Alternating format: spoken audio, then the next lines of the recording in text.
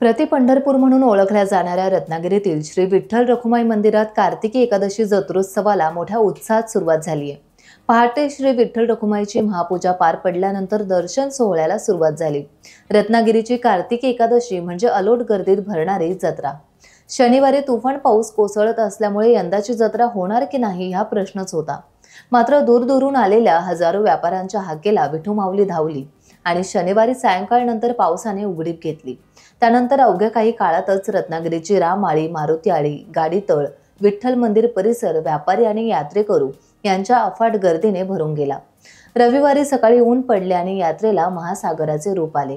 गावोगावातून लाखो भाविक जत्रेत सहभागी झाल्याने या यात्रेत कोट्यावधींची उलाढाल झाल्याचं ऐकू येत आहे।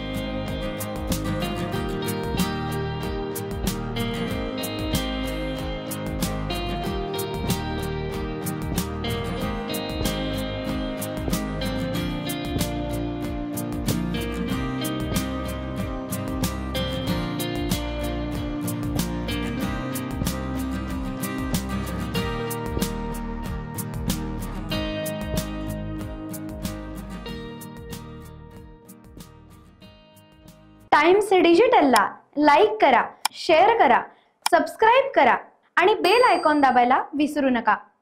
Times digital.